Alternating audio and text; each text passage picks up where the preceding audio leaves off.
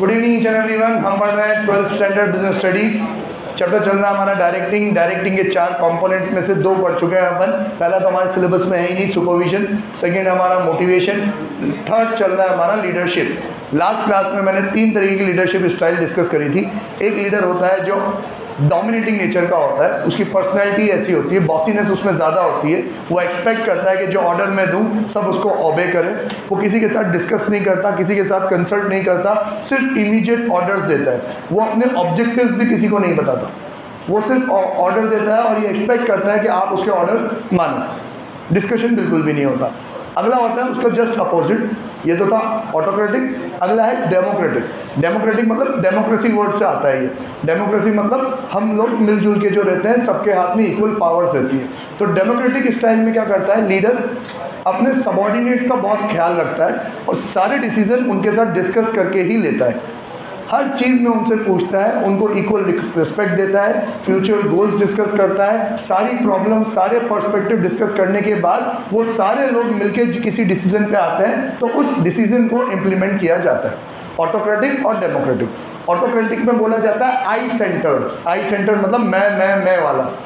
और डेमोक्रेटिक में होता है वी, अपन, हम वाली फीलिंग। एक होता है लेजर्स फेयर। लेजर्स फेयर में ये जो लीडर है ना ऑटोक्रेटिक, ना ऑर्डर देता है, ना डेमोक्रेटिक, ना डिस्कस करता है, ये सबको खुद के हाल पे छोड़ देता है। ये कहता है कि मेरे जो स्टाफ है, मेरे साथ जो सबॉर्डिनेट है, वो इक्वलेंट समझदार है, हर कोई अपने काम को लेके डेडिकेटेड है, मोटिवेटेड है, मुझे किसी को कुछ समझाने की ज़रूरत नहीं है। तो ना वो डिस्कस करता है, ना कुछ समझाता है, जिसको जो सही लगे वो अपने आप करता है उसके राज में। ठीक है, राम राज जैसा मामला है। ठीक है, इसमें जो लीडर है ना, ये यू सेंटर्ड चलाता है। यू सेंटर्ड मतलब तुम जानो, तुम्हारा काम जाने। एक आई सेंटर्ड था, एक वी सेंटर्ड था और एक यू सेंटर्ड है। यू सेंटर्ड में डिसीजन लिए भी नहीं जाते, डिस्कशन किए भी नहीं जाते। यहाँ पे जो लीडर होता है ना, ये नाम मात्र लीडर होता है। नाम मात्र लीडर मतलब ये सिर्फ कॉन्टेक्ट पर्सन बन के रह जाता है। कि यूँ समझो क्रिकेट की टीम का ऐसा कोई कैप्टन है जिस कैप्टन के पास कोई डिसीजन मेकिंग पावर नहीं है, जो कोई डिसीजन ना लेता है ना उसकी कोई सुनता है, तो वो सिर्फ और सिर्फ टॉस करने जा रहा है औपचारिकता के लिए। तो ये होता है कॉन्टेक्ट पर्सन बनना। फिर मैंने आपसे डिस्कस किया कि कौन सी वाली स्टाइल हमें अपनानी चाहिए। तो आप सब कह रहे थे डेमोक्रेटिक। डेमोक्रेटिक में क्योंकि हमने सबका ख्याल रखा, मिलजुल के, आपको मॉरली वो अच्छा लगता है क्योंकि हम एक दूसरे की रिस्पेक्ट करते हैं, सोच समझ के डिसीजन लेते हैं। और फिर हमने डिस्कशन किया कि नहीं, ज़रूरी नहीं है, democratic is not good style या बेस्ट स्टाइल। स्टाइल डिपेंड करती है कि मौका कैसा है, दस्तूर कैसा है। 2 चीज़ों पे डिपेंड करती है।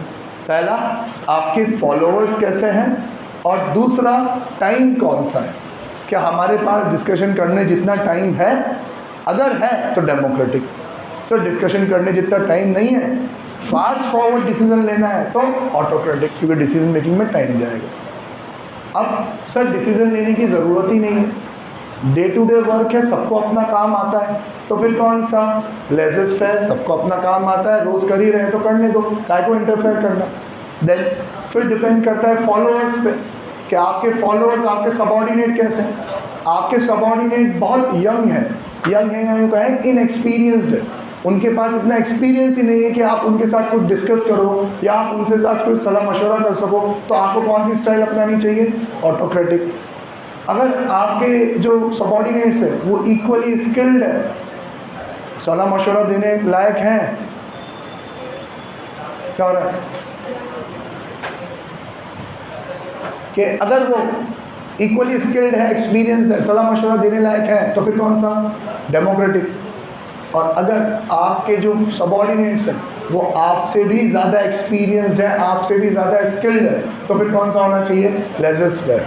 तो मैंने कहा था आपको महेंद्र सिंह धोनी वाली स्टोरी सुनाऊंगा। महेंद्र सिंह धोनी क्रिकेट के इतिहास का बेस्ट कैप्टन है, बेस्ट। और उसने अपनी लाइफ में 3 फेजेस देखे कि जब उसको पहली बार T20 में वर्ल्ड कप के लिए कैप्टन बना के भेजा फर्स्ट टाइम, फिर वो T20 वर्ल्ड कप जितवा के लाया, तो उसको ODI का भी कैप्टन बना दिया और थोड़े टाइम बाद टेस्ट का भी कैप्टन बना दिया। तो जब उसको T20 का कैप्टन बनाया गया तो उसको जो टीम दी थी, वो टीम में सारे नए चेहरे थे, सारे, सिर्फ युवराज सिंह, हरभजन को छोड़ के और 1-2 और। मतलब यूँ मान लो 11 जनों में से 4 जने एक्सपीरियंस थे, बाकी के साथ न्यूली रिक्रूटेड थे। फिर जब ओडीआई का कैप्टन बनाया गया तो ओडीआई के कैप्टन में उसको मिले सचिन तेंदुलकर, वीरेंद्र सहवाग और भी राहुल द्रविड़, शायद राहुल द्रविड़ उससे पहले रिटायर हो चुके थे। वीरेंद्र सहवाग, सचिन तेंदुलकर ये उनके साथ काम करते थे। टेस्ट में आए तो वीवीएस लक्ष्मण भी थे उनके साथ। तो अब वो तीनों स्टाइल में माहिर थे। जब उनका ये फेज था कि वो नए नए कैप्टन बने और टीम में कौन खेल रहा है, सचिन तेंदुलकर खेल रहा है, वीवीएस लक्ष्मण खेल रहा है, वीरेंद्र सहवाग खेल रहा है, तो यार इनको आप क्या सिखाओगे, इनको आप क्या लीड करोगे? जब आप बच्चे थे तब से ये खेल रहे हैं, आपसे ज़्यादा क्रिकेट खेले हुए हैं, आपसे ज़्यादा हुनर रखते हैं, आपसे ज़्यादा स्किल्स रखते हैं, तो इनके साथ वो कौन सी स्टाइल अपनाता था? लेजर फेयर अपनाता था। इनको बोलता नहीं था, सिखाता नहीं था, जैसे आपको खेलना है खेलो, जैसे आप खेलते हो वैसा खेलो। लेकिन फिर जब कौन आया, वो दौर आया जब ये 3 लोग रिटायर हो गए और अब इसके साथ कौन थे? युवराज सिंह था, हरभजन था, रोहित शर्मा था और ये था। तो अब ये कौन है? ये इसके साथ के रिक्रूट करे हुए हैं, ये इक्वली स्किल्ड लोग हैं। तब ये क्या करता था, जितने भी डिसीजन लेता था तो इनसे सलाह मशवरा लेके, तो कौन सा? डेमोक्रेटिक। लेकिन फिर जब धीरे धीरे ये भी रिटायर हो गए तो अब कौन आया? इसके नीचे आए सुरेश रैना और विराट कोहली और भी छोटे छोटे और अब आपका टाइम ऐसा कि Virat Kohli is a bigger star, लेकिन उस टाइम पे वो न्यू था और ये कैप्टन थे।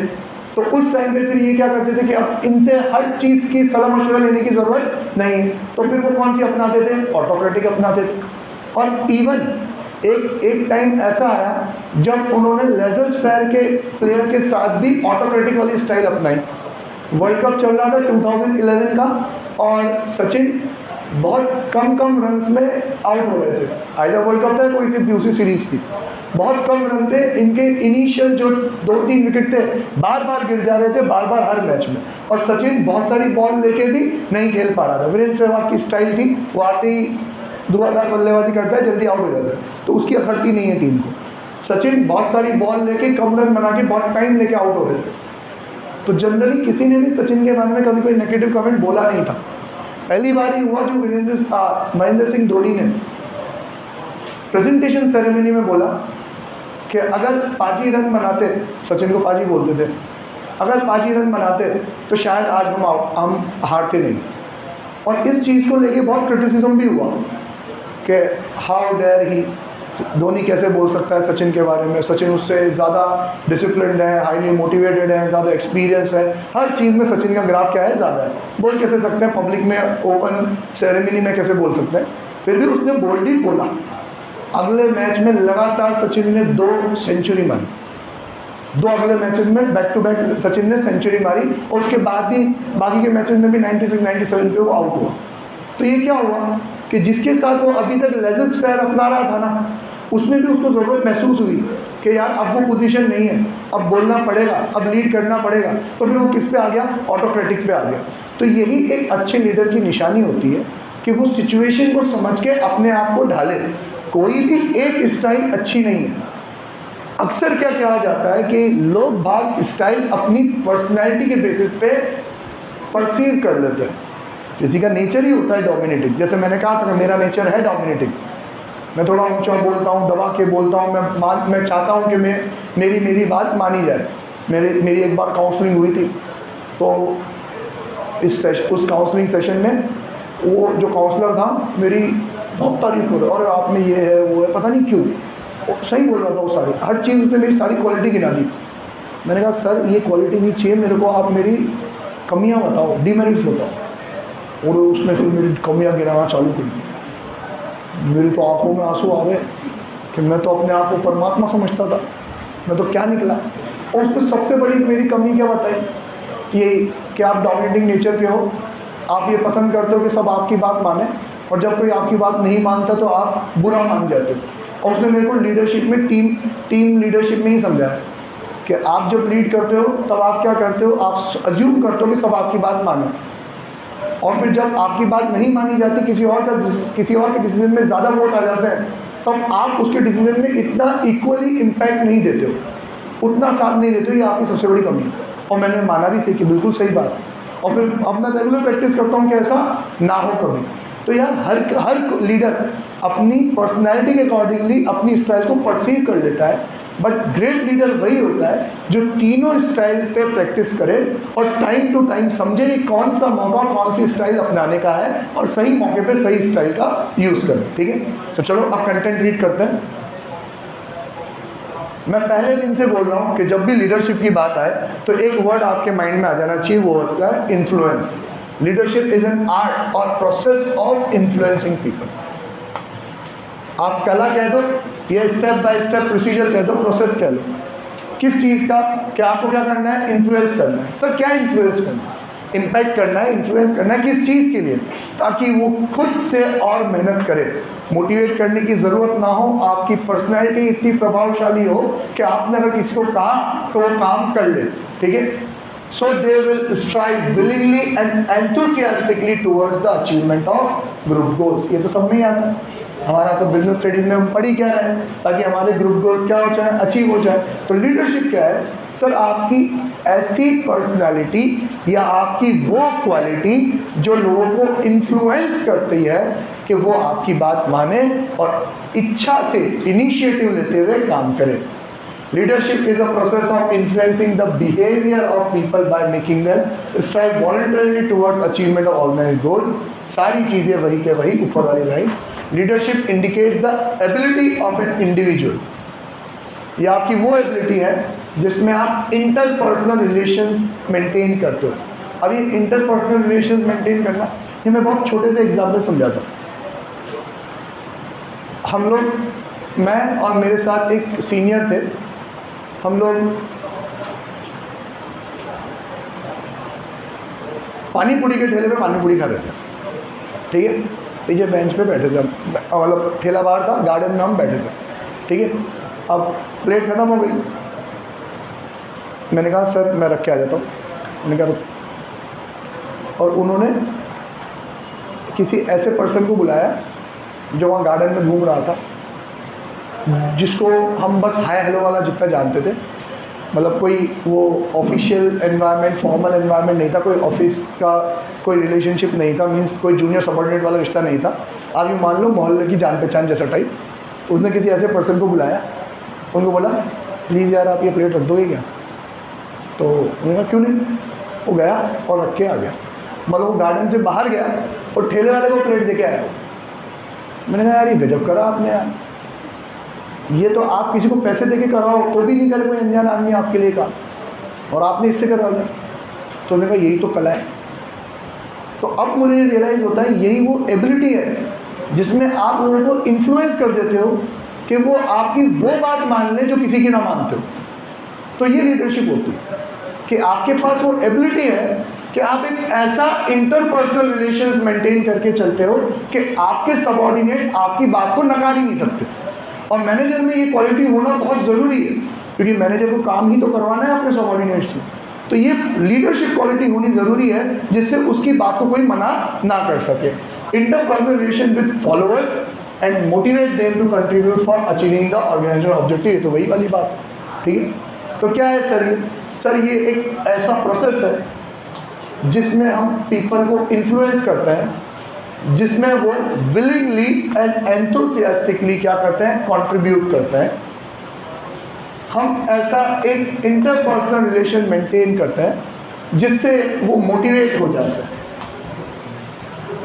ये 5-6 वर्ड आपको अगर रट्टा मारना हो कि लीडरशिप की डेफिनेशन में मुझे क्या लिखना है, तो ये 6 वर्ड बुलेट पॉइंट में आप याद कर लो, और अगली बार जब डेफिनेशन लिखने की बारी आए तो इन 6 वर्ड में इस, द, और लगा के इसका एक सेंटेंस बना लो, आपकी डेफिनेशन बिल्कुल सही जाएगी। क्लियर? आगे बढ़ते हैं। अब ये सारी चीज़ें हम डिस्कस कर चुके हैं, मैं बहुत फास्ट फॉरवर्ड में रीड करूँगा। Features of leadership indicates ability of an individual to, आपकी वो क्वालिटी जिससे आप क्या करते हो, इन्फ्लुएंस करते हो। Leadership tries to bring change in the behaviour of others. Influence करके क्या करते हो, उनके बिहेवियर में चेंज लाते हो। कैसे? इंटरपर्सनल रिलेशन मेंटेन करके। ये वर्ड इंपॉर्टेंट है, इंटरपर्सनल। लीडरशिप का मतलब ही होता है इंटरपर्सनल, कि पैसे ना देने पड़े। बोला ना, बिना पैसे दिए वो काम करवा ले जो पैसे लेके भी कोई आदमी ना करता। तो वो इंटरपर्सनल रिलेशन मेंटेन होना ज़रूरी है। It is exercise to achieve common goals. Leadership term कहाँ आता है? जब टीम वाली बात आती है। जब तक टीम नहीं होगी लीडर नहीं बन सकता कोई अकेला बंदा लीडर नहीं बन सकता। तो भाई टीम से काम करवा रहे तो कौन सा गोल होना चाहिए? कॉमन गोल होना चाहिए, जिससे काम किसका होना चाहिए? टीम का होना चाहिए। Leadership is a continuous process, आधे घंटे की बात नहीं है, क्योंकि इंटरपर्सनल रिलेशनशिप मेंटेन करने में टाइम लगता है। आप एक बार में नहीं कर सकते। कोई अनजान आदमी मुझसे कुछ कहेगा तो मैं उसका काम नहीं करूँगा, लेकिन जिसको मैं बरसों से जानता हूँ वो कोई मुझसे कुछ काम कहेगा और उसको उसके पास एक क्वालिटी है कि वो मुझे इन्फ्लुएंस करता है तो मैं उसका काम करूँगा। ठीक है, तो it is a continuous process. 5 चीज़। पहला, आपकी एबिलिटी जो क्या करती है? इन्फ्लुएंस करती है। उनके बिहेवियर में क्या लाती है? चेंज लाती है, क्योंकि आपने मेंटेन किया है उसके साथ इंटरपर्सनल रिलेशन, और जिससे आप अपने कॉमन गोल्स क्या करवाते हो? अचीव करवाते हो, और ये एक कंटिन्यूअस प्रोसेस है। क्लियर? Now leadership style. पूरे पैराग्राफ में 3 से 4 वर्ड आपको ध्यान रखने हैं कि ये जो स्टाइल है ये इन 4 चीज़ों पे बेस्ड होती है। 4 इसके पिलर हैं। पहला फिलॉसफी, दूसरा personality, third experience, fourth value system.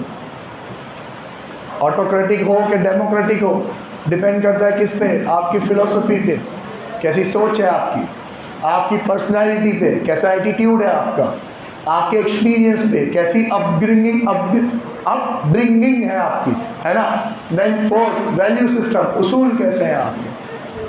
Dominating nature के हैं तो शायद एक्सपीरियंस वैसा है और आपके उसूल वैसे हैं। ठीक है, डेमोक्रेटिक नेचर के हैं तो शायद आपकी पर्सनैलिटी वैसी है, आपकी अपब्रिंगिंग, आपके एक्सपीरियंस वैसे हैं। ठीक है, अब 3 स्टाइल कौन कौन सी? Autocratic, democratic and laissez faire. Autocratic में क्या सीखा आप लोगों ने? हैंड रेज करके बताओ।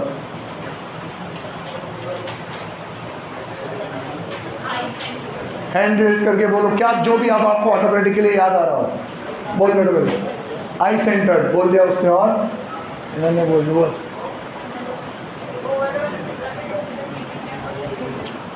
Centralise decision making. सारी डिसीजन मेकिंग किसके पास रहेगी? लीडर के पास रहेगी। ये अज्यूम करना कि सब उसकी बात मानेंगे। और कुछ याद आ रहा है आपको? इतना लंबा चौड़ा जो मैंने प्रवचन दिया, अपनी चलाना सर, अपनी चलाएगा, वो सुनेगा ही नहीं किसी की। और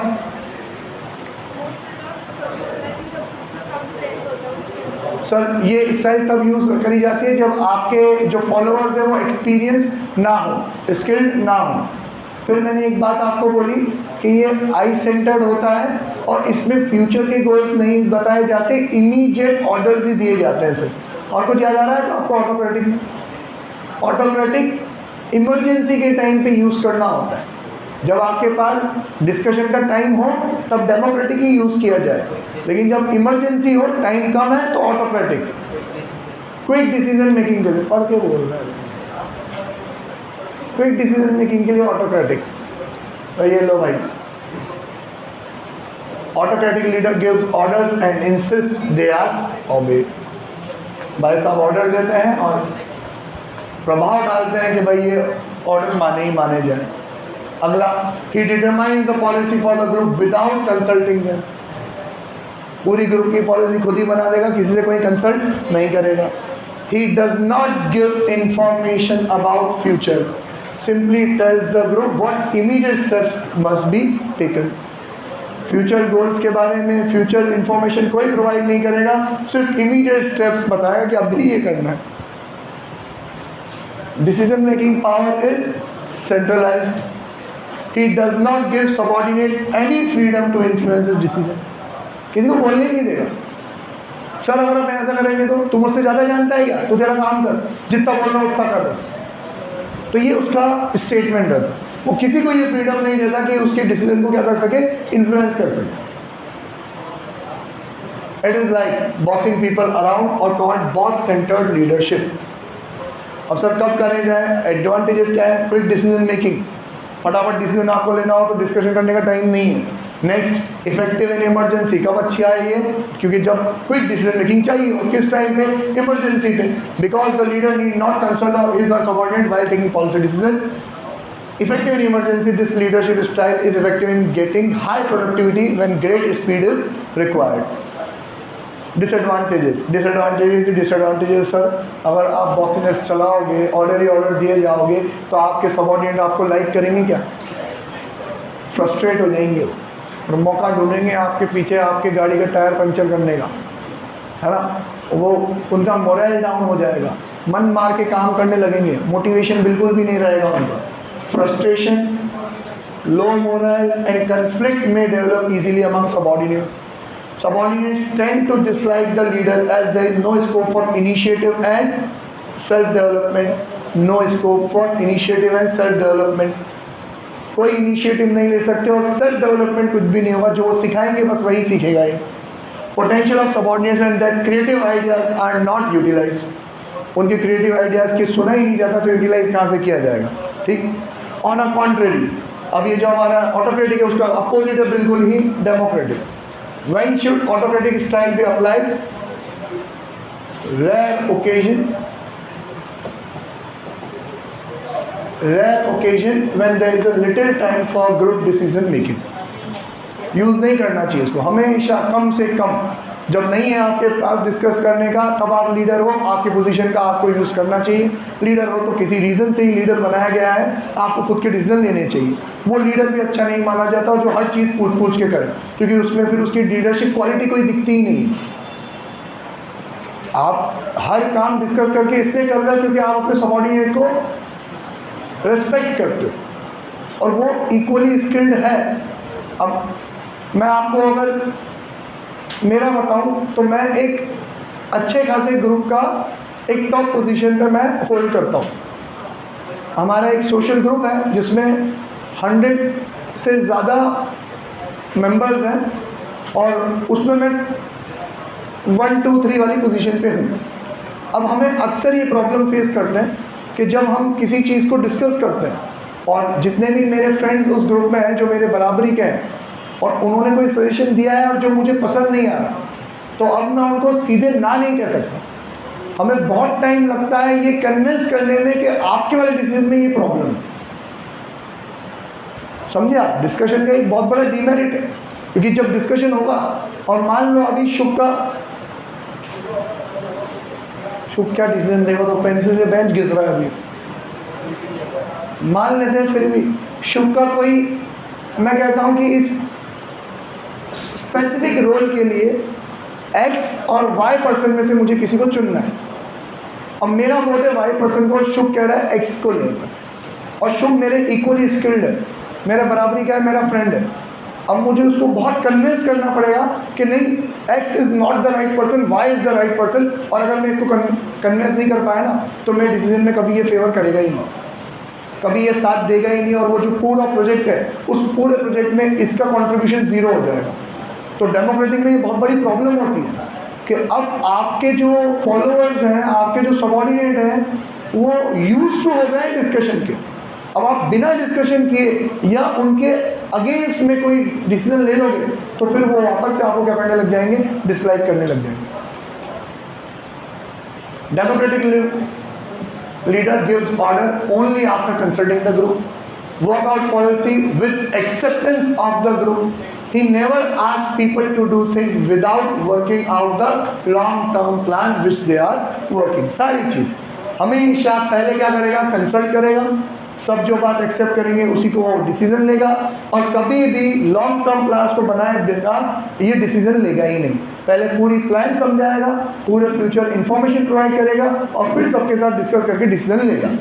एडवांटेज क्या है? This improve the attitude of the employ. ठीक है सर, अच्छा लगता है क्या उनको? वो और ज़्यादा जो हमने कहा ना कि वहाँ ऊपर उनकी सेल्फ इनिशिएटिव, सेल्फ डेवलपमेंट रह गया, उनकी क्रिएटिविटी रह गई, यहाँ पे अब वो और अच्छा कंट्रीब्यूट करते हैं, नए नए आइडिया सोच के आते हैं, और जिसके आइडिया पे आप काम करो वो अपने आइडिया को सक्सेसफुल बनाने के लिए 100% क्या करता है? कंट्रीब्यूट करता है। जितना मतलब 200% देने की क्या करता है? वो इच्छा करता है towards their jobs and organisation, thereby increasing their morale. ये एटीट्यूड इंक्रीज करता है इनका। Using this style is of mutual benefit, it allows subordinate to become part of the team and helps leader to make better decision. दोनों की तरफ help करता है। क्यों?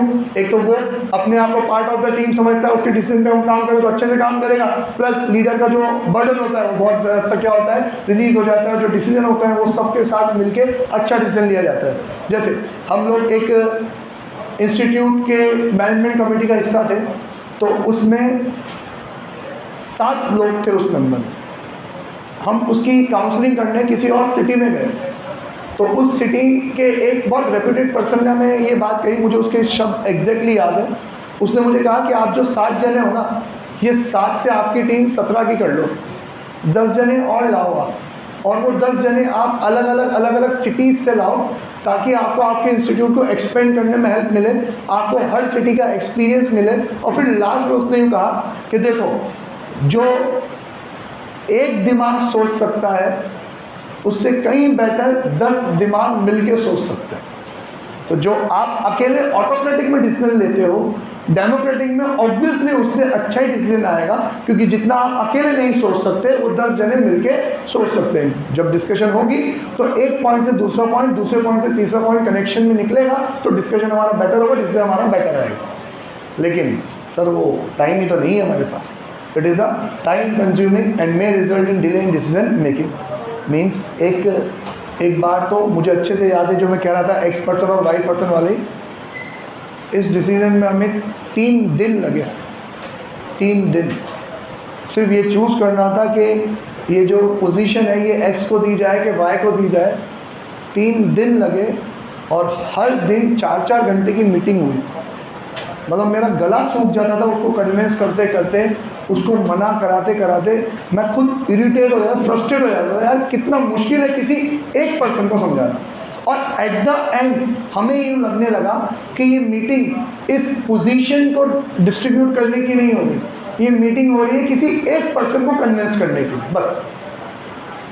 और मेरे से बाकी के टीम मेंबर कहने लगे कि यार आपने समझ नहीं है क्या, अथॉरिटी आपकी है, आप जिसको कहोगे यस, जिसको कहोगे नो। आपको क्या पड़ी है उस एक को कन्विंस करने के लिए कि नहीं इसी को अपन को पोजीशन देनी चाहिए? आप इतना क्यों टाइम वेस्ट कर रहे हो उसको? और ऑब्वियसली वो होता ही है, क्योंकि डेमोक्रेटिक में अगर मैं ये नहीं करता तो वो जो एक जिसको मैं कन्विंस कर रहा हूँ वो हमारी टीम का हिस्सा ही नहीं रहता, और वो हमारी टीम का एक बहुत इंपॉर्टेंट पिलर है। तो ये करना पड़ा, टाइम कंज्यूमिंग और डिसीजन बहुत डिले हो जाता है। सबऑर्डिनेट में develop the habit of expected to be consulted on every issue and they may feel frustrated when they are not consulted। अब उनकी आदत बन गई, उनको लगता है कि हाँ हमसे कंसल्ट किया ही जाएगा, और जिस दिन नहीं करोगे वापस से क्या आएगा भाई? फ्रस्ट्रेशन ऊपर भी आ रहा था, ऑटोक्रेटिक में भी आ रहा था, फ्रस्ट्रेशन यहाँ भी है। तो बेटर लीडर कौन है? जो टाइम टू टाइम सारी चीज़ें यूज़ करे। जब नहीं है टाइम तो ऑटोक्रेटिक, है टाइम इंपॉर्टेंट है तो डेमोक्रेटिक। ठीक है, कब यूज़ करना चाहिए, कब यूज़ नहीं करना चाहिए? When group members are skilled and eager to share their knowledge। कैसे हो आपके ग्रुप मेंबर? आपके जितने ही डेडिकेटेड, स्किल्ड भी हैं और चाहते हैं कि पॉजिटिवली क्या करें, कंट्रीब्यूट करें। It is also important to have plenty of time to allow people to contribute, develop a plan and then vote on the best course of action. इतना टाइम हो कि हर कोई अपने व्यूज़ दे, उन व्यूज़ पे हम पॉजिटिव नेगेटिव डिस्कस करें और एंड में वोट करके बेस्ट व्यू को हम सेलेक्ट करें। ये टाइम होना चाहिए। तो कब सेलेक्ट करें? सर पहला, आपके मेंबर स्किल्ड हो, दूसरा वो ईगर हो, विलिंग भी हो, और तीसरा आपके पास प्लेंटी ऑफ टाइम। कब इसको यूज़ ना करें? सर उस टाइम पे जब महेंद्र सिंह धोनी को सारे ही यंग प्लेयर्स की टीम मिली थी, जिनको खुद को नहीं पता कि उनका रोल क्या है, वो क्या आपके साथ बैठ के डिस्कस करेंगे। तो उस केस में in situation where roles are not clear और time is of essence, time नहीं है आपके पास, तब आप डेमोक्रेटिक नहीं अपना ना।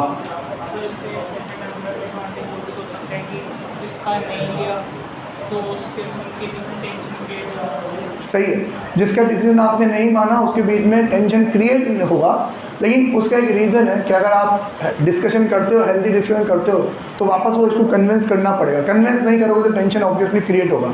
मैं पर्सनल एक्सपीरियंस से बताऊँ, मेरा एक फ्रेंड है, वो मैं उसी ग्रुप की बात कर रहा हूँ, उसमें मेरा एक फ्रेंड है, मैं बहुत मीटिंग से उसको ऑब्जर्व कर रहा था कि मैं जो भी चीज़ बोलता था, जो भी आइडिया मैं देता था, वो उसको पहली फुर्सत में ना ही कहता था और उसका पूरा ध्यान रहता था कि वो सिर्फ मेरे सजेशन में कमियां ढूंढ सके। ऑब्वियसली कमियां तो थी इसी, हम डिस्कस ही कर रहे थे, लेकिन ईच एंड एवरी एस्पेक्ट में वो सिर्फ ना ही कहता था। मैंने बहुत बार इसको इग्नोर किया, लेकिन एक बार मैंने बहुत ऊंचे स्वर में और सिर्फ उसको पिन पॉइंट करते हुए नहीं, सबको बोलते हुए बोल दिया है कि हमारी अप्रोच काम बेटर में बेटर हो इस पे होनी चाहिए, किसी और के व्यू पॉइंट को गलत साबित करने में नहीं होनी चाहिए। हमारी जो अप्रोच होनी चाहिए वो प्रॉब्लम सॉल्विंग होनी चाहिए, प्रॉब्लम आइडेंटिफाइंग नहीं होनी चाहिए। दोनों चीज़ों में फ़र्क है। एक, आप सिर्फ उसमें कमियां ढूंढे जा रहे हो, और दूसरा, आप कमियां ढूंढ के हाथों हाथ उसका सोल्यूशन भी प्रोवाइड कर रहे हो। तो जब तक आप ये सेकंड वाली अप्रोच नहीं रखोगे ना, तो आपके डिसीजन कोई मतलब ही नहीं निकलेगा। कोई भी डिसीजन देगा, उसमें आप सिर्फ कमियां ढूंढ के उसको नकारोगे ही नकारोगे। हमारा अप्रोच होना चाहिए। जब हम ये टीम बिल्डिंग में आते हैं, तो ये कॉर्पोरेट वर्ल्ड में और इवन हमारी पर्सनल लाइफ में, इवन हमारे परिवार में भी, जब आपके परिवार में भी कोई फंक्शन होता है, कोई पार्टी होती है, या कि जब हमारे घरों में शादियाँ ही होती है, तभी ये प्रॉब्लम होती है। तो हमारा जो अप्रोच होना चाहिए प्रॉब्लम सॉल्विंग का, प्रॉब्लम आइडेंटिफाइंग का नहीं होना चाहिए। वो दो रिश्तेदारों में आपने देखा, कभी हुई है आपके परिवार में मीटिंग हुई है कभी ऐसी? सारे बड़े लोग कभी मिलके बैठे हो आप लोग? बिठाते हैं नहीं बिठाते आप लोग? अक्सर, वैसे तो ज़्यादा इंपॉर्टेंट होती है तो भगा ही देते हैं, हाँ तुम निकलो यार, तुम्हारा काम नहीं है। तू बोर्ड ऑफ डायरेक्टर बन भाई, मजदूर मत बन। अगला है laissez faire. Laissez means to let, faire means to do. Laissez faire का मतलब होता है to let them to do, उनको जो करना है करने दो, वो जो करेंगे बिल्कुल सही करेंगे। It means no interference in the affairs of other. A free rein leader gives complete freedom to their subordinate. Such leader avoid use of power. She does not interfere in the activity of the subordinate. Depends largely upon the group to establish their own goals. हर चीज़ में कह रहा है कि भाई कोई interfere नहीं करता, कोई सजेशन नहीं देता, ये उनको अपने हाल पे छोड़ देता है। ये चाहता है कि आप अपने गोल्स को खुद इस्टेब्लिश करो और उनके ऊपर काम करो। Group members work themselves as per their own choice and competence. जिसको जैसे मर्जी पड़ती है, जैसे इसकी काबिलियत होती है, वैसे वो काम करता है। The leader exist as a contact man when the outside with the outsider to bring information and the resources the group requires for accomplishing the job. Contact person बन गया है सिर्फ बाहर के लोगों से इंफॉर्मेशन और रिसोर्सेज कलेक्ट करने के लिए, और दूसरा इसका कोई काम नहीं। अब पढ़ने में ये बिल्कुल ही बेकार स्टाइल रहती है, इसमें लीडरशिप नाम मात्र रहता है, उसके पास कोई पावर नहीं है, ना वो इंटरफेयर करता है, ना अपनी डोमिनेटिंग नेचर दिखाता है, ना डिस्कस करता है, ना डिसीजन लेता है। यहाँ डिसीजन मेकिंग ही पूरी क्या हो जाती है, जीरो हो जाती है। लेकिन 90% टाइम पे लेजिस फेयर अप्रोच ही अपनाई जाती है। जब डे टू डे काम होता है, रोज हम सेम काम कर रहे हैं, सबको अपना काम आता है, आप उनको ऑलरेडी ट्रेनिंग प्रोवाइड कर चुके हो, आप उनको मोटिवेट कर चुके हो, आप उनको कम्युनिकेशन भी प्रोवाइड कर चुके हो, तो अब लीडरशिप दिखाने की कोई ज़रूरत नहीं है। सबको अपना काम आता है, सब विलिंग, सब एक्सपीरियंस्ड है, स्किल्ड है, सबको अपना काम अपनी इच्छा से, अपनी मर्जी से, अपने तरीके से करने दो। हर चीज़ में अड़ंगा लगाने की ज़रूरत नहीं। अगर आप हर चीज़ में इंटरफेयर करोगे तो फिर वापस से वो क्या हो जाएंगे, फ्रस्ट्रेट हो जाएंगे। छोड़ दो उनके हाल पे। जब डिसीजन मेकिंग आए, इंपॉर्टेंट हो डेमोक्रेटिक, अर्जेंट हो ऑटोक्रेटिक, ठीक है।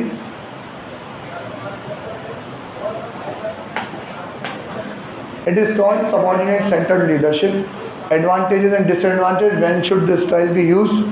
3 मिनट है मेरे पास, मैं पढ़ा के ख़त्म कर दूंगा।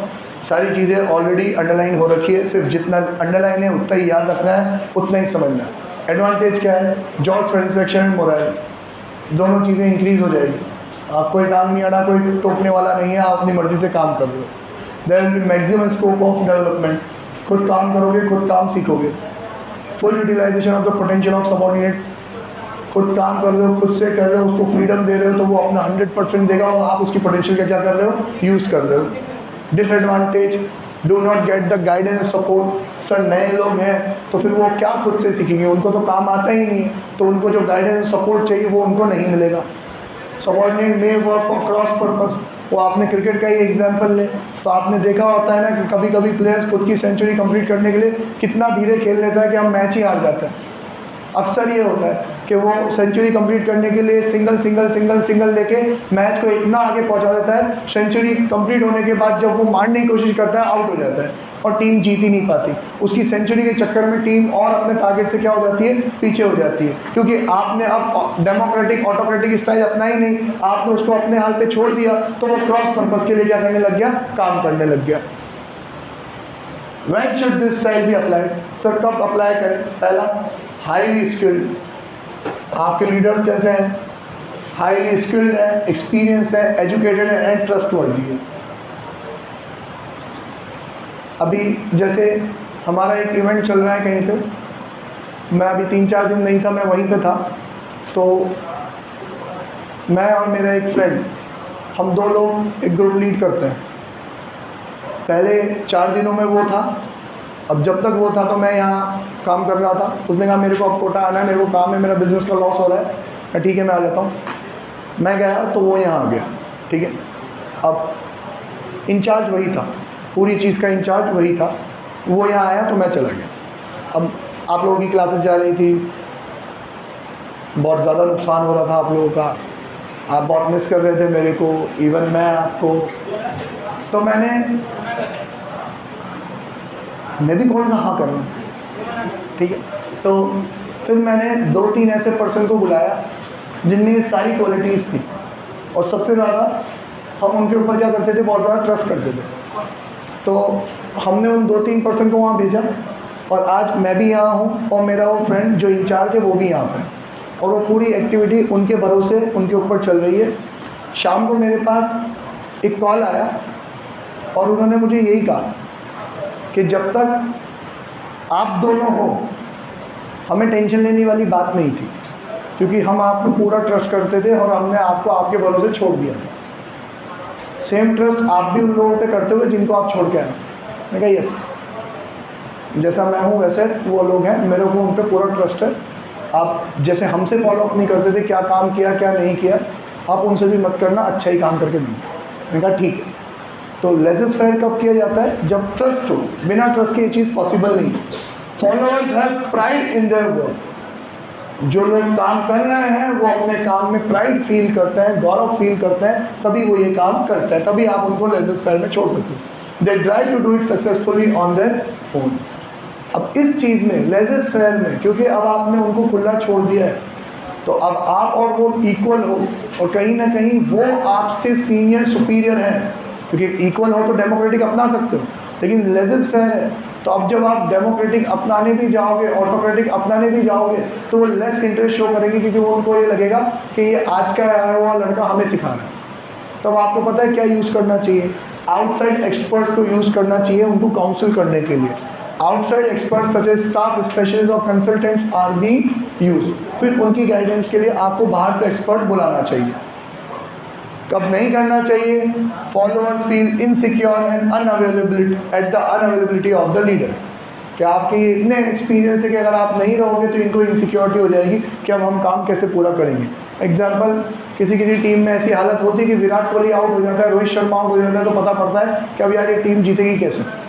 तो ये वो वाली बात, the leader can not provide regular feedback. आपका लीडर खुद ही अपने कामों में इतना बिजी है कि वो रेगुलर फीडबैक दे ही नहीं सकता, तब ये प्रॉब्लमेटिक वाली बात होती है। लेसेस फेयर में आपने उनको छोड़ दिया, उनको कोई प्रॉब्लम आएगी आपके पास आएंगे वो, लेकिन अगर आप अनअवेलेबल हो तो फिर ये प्रॉब्लमेटिक वाली बात है। डिफ्रेंशिएशन आप लोग कल पढ़ के आओगे, अपन यहाँ से कंटिन्यू करेंगे। Bye, tata, see you.